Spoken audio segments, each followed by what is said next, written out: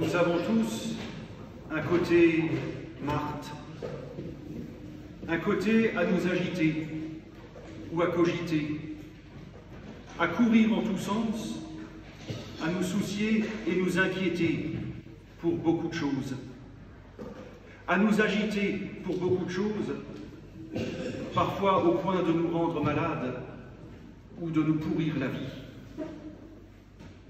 Mais cette agitation cherche peut-être ou cache peut-être une volonté de trouver du sens là où nous n'avons pas de prise sur ce qui se passe. Cette agitation donne peut-être l'impression, voire l'illusion, d'avoir la maîtrise de ce qu'en réalité nous ne maîtrisons pas. Cette attitude veut nous rassurer quand le monde autour de nous est source d'angoisse. Le philosophe Jean-Paul Sartre disait « L'enfer, c'est les autres ». En réalité, non. L'enfer, c'est quand nous avons l'impression que rien n'a de sens. C'est quand ce côté Marthe nous domine, que nous nous agitons sans savoir pourquoi, ou que nous nous retrouvons dans l'agitation cérébrale, au point d'être dans l'incapacité d'agir, à force de nous dire que tout est perdu. Alors à quoi bon?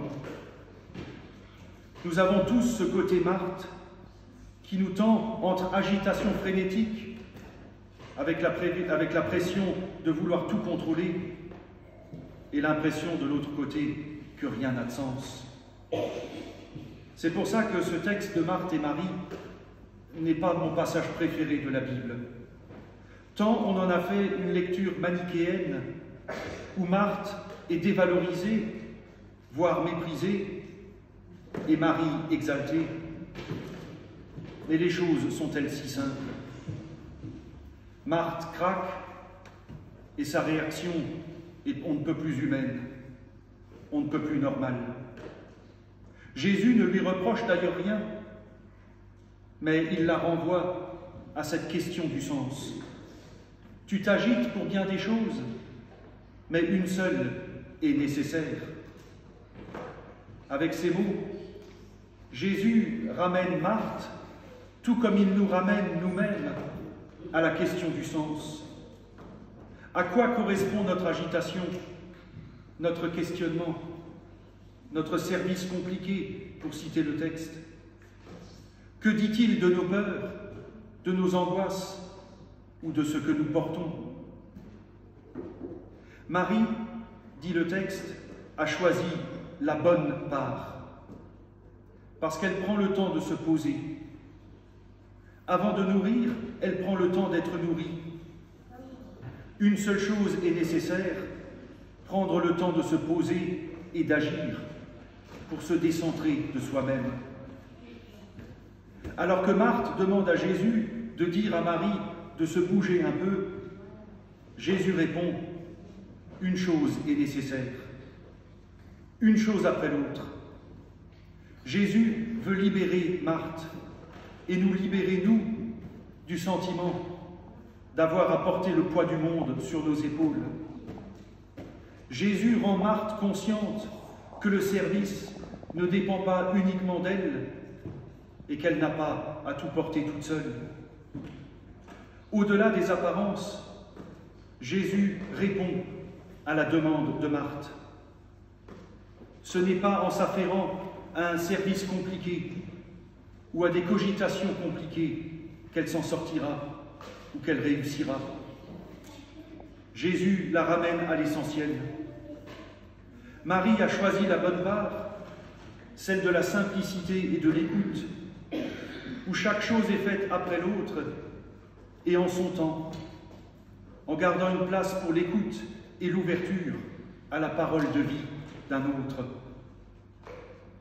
Le moine Saint Benoît de Nursie, fondateur de l'ordre des Bénédictins au VIe siècle, résumait la vie monastique par cette formule « ora et labora », prie et travail. La prière seule coupe du monde et risque de se transformer en rabâchage inutile. Le travail seul, sans assise spirituelle, est dénaturé.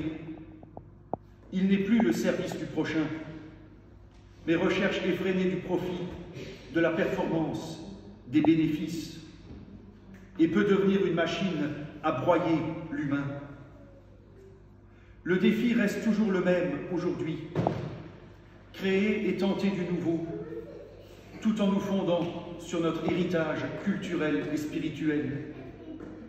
C'est une mission difficile, mais chacun à notre niveau, avec nos compétences, nous pouvons tous apporter notre pierre pour construire un édifice, si modeste soit-il.